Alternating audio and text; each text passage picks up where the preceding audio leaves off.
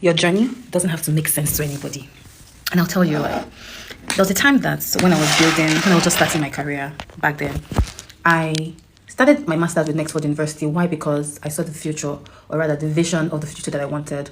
And I knew that I wanted to build an e-commerce. I actually want to build an e-commerce platform that allows brands to do all they want in one place. We're still on that journey. But back then, 2019, when I was going to do my master's, and everybody was wondering, and people were asking me, like, why are you trying to do your master's? Don't you want to do your master's abroad? Wait till you travel abroad. But at the time, I made do with what I had, which was Nexford University, and it was a good decision.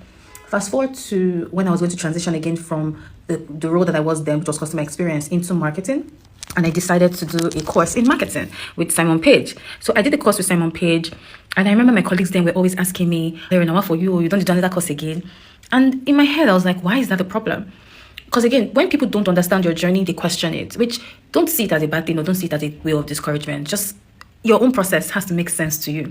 So I was doing my master's with Nexford University, and I went to still do a course in marketing because I was in the marketing team and I needed to learn. I wanted to make sure that I knew what I was doing and I was learning. Fast forward to a couple of years went by in the same organization. I was selected to be on a project, which was to build a new product for the bank. Because I was building a new product, I felt like I needed to learn more, and I decided to go to Product Dive to learn product management. And I remember same colleagues were like, now wow, Walero, you don't go do another one again? Why are you going to do different courses? Every time you have a milestone in your career, you go and do a course. Now what for you? And at the time I was actually feeling bad because I was even asking myself, like, am I actually doing too much? People say, oh, you're here, you're doing this one, you're doing that one. And it didn't make sense to them, but to me, it made sense to me, and I continued my journey.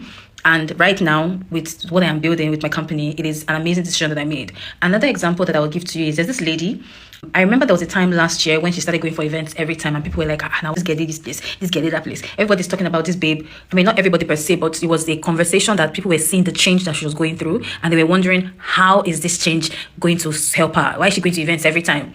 But now she has gotten she had gotten 2 offers from organizations that she actually met at this event that she was going for, that people were talking about her. But right now she has 2 mad-ass gigs that are paying her money in millions. So this is a message for you. If you want to start something, you need to do it. Your journey does not need to make sense to anybody. Your progress does not need to make sense to anybody. Make that decision and do it. If you want to learn, if you want to resign, if you want to take some time off work or some time off adulting to even just travel the world or even sit at home or even just go and do a course or even start over, your time is not anybody's time.